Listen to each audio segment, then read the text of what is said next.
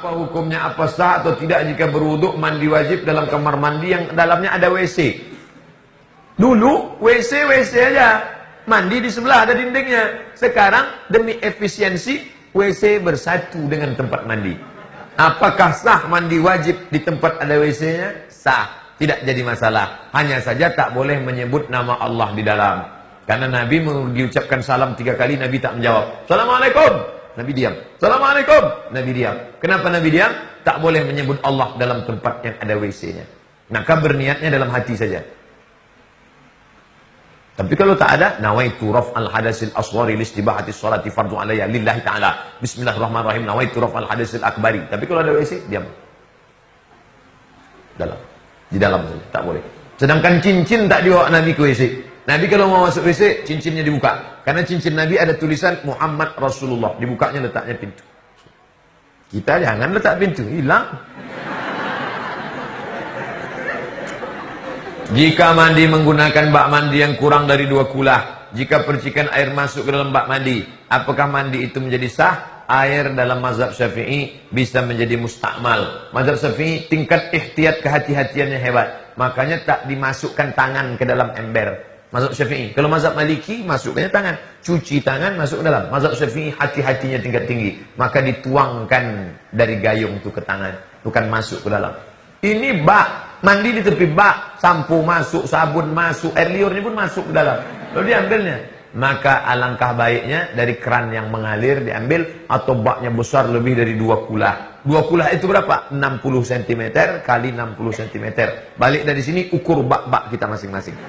Kalau baknya pendek kecil, itu bisa nanti tidak sah karena airnya bisa menjadi mustakmal, ataupun paling tidak ada was-was dalam hati, was-was. Apalagi dia sering nonton was-was, akhirnya menjadi was-was. Apa hukum pakai hijab? Sedangkan anak ulama ada yang tak pakai hijab. Tak bisa anak ulama jadi hukum. Nanti anak ulama tak pakai baju. Yang penting hijab itu kan hatinya. Yang penting itu hatinya. Saya khawatir nanti datang orang gila.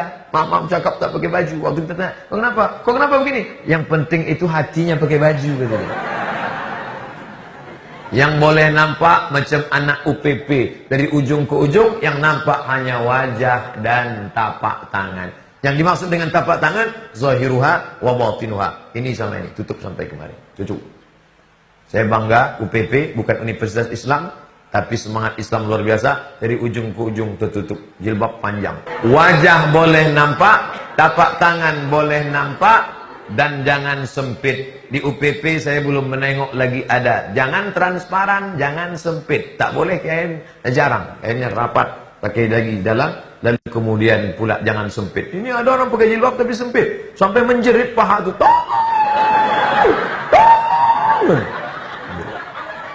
Jangan.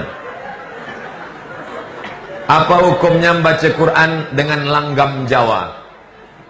Yang disepakati oleh para qari yang paham, bayati, soba, sika, nahawan, jaharka. Adapun memasukkan ke solawat, sunan-sunan dulu, Sunan Kalijogo memasukkan langgam Jawa ke dalam solawat, tak masalah. Salatullah, salamullah, ala taha rasulillah. Salatullah, salamullah, ala yasin habibillah. Itu bukan bayati soba, itu lagu Jawa itu. Ler iler, ler iler, ngacumi ler, ta ijo royo royo, manten anyar. Apa sebenarnya hidayah itu? Seperti apa Allah memberikan hidayah? Zalikal kitabu la raiba fihi hudan. Al-Quran itulah hidayah. Syahr Ramadan alladzi unzila fihi al-Quran. Bulan Ramadan Allah menurunkan Al-Quran. Hudan. Al-Quran itu hidayah. Quran sudah lama turun, tapi kau menyia-nyiakan hidayah Al-Quran. Maka kembali kepada hidayah Al-Quran. Makanya sebelum acara tadi dibacakan Al-Quran supaya dapat hidayah. Apa perbedaan ujian, cobaan, azab? Seperti apa Allah menunjukkan ketiga hal tersebut? Ma yusibul mu'min min nasabin wala wasabin wala saqabin wala syaukin. Kalau ada orang sakit, susah hati, gundah gulana, galau, kacau pikiran, kakinya tertusuk duri, illa kafarallahu anhu biha sayi'atuh, maka Allah menghapuskan dosa-dosanya di masa yang lalu. Kita berjalan bertiga. Tiba-tiba pas di jalan itu kaki kita tertusuk duri. Nah, apakah tusuk duri itu karena Allah menghapuskan dosa kita atau karena Allah mengangkat derajat kita? Ada yang sakit. Apakah sakitnya itu karena Allah menghapus dosanya atau karena Allah mengangkat derajatnya? Kita tak tahu. Maka kita husnuzan aja sama Allah. Maka kita tak boleh mengatakan nengok orang sakit, banyak betul dosa kau. Cuma gitu. Boleh jadi dosa dia tak ada. Lalu kenapa dia sakit-sakitan terus? Karena Allah mau mengangkat derajat dia dengan kesabaran yang luar biasa. Ada 3 kemungkinan. Pertama, mungkin kita sakit karena kita banyak dosa, Allah mau cuci kita. 2, mungkin kita sakit karena kita tak ada dosa, tapi Allah mau angkat derajat kita. 3, boleh jadi kita sudah sampai ke tempat yang tertinggi, tapi amal kita kurang. Pas dicek malaikat, ini amalnya kurang. Buat dia sakit, sehingga ketika dia sabar, cukuplah itu. Ada amal yang lebih besar daripada haji. Amal lebih besar daripada puasa. Apa dia? Sabar. Innama yuwaffas sabiruna ajrahum bighairi hisab. Orang yang sabar menerima ujian Allah, maka dia akan diberikan balasan bighairi hisab. Nah, jadi tak bisa kalau demam itu menghapuskan salah, kalau jantung koroner itu mengangkat derajat. Belum ada standarnya. Bagaimana cara memantaskan diri agar titel hamba Allah dapat diraih? Bagaimana cara untuk mengutamakan kehidupan akhirat daripada mengutamakan kehidupan dunia? Apakah harus menunggu hidayah atau ujian? Tengok orang cacat.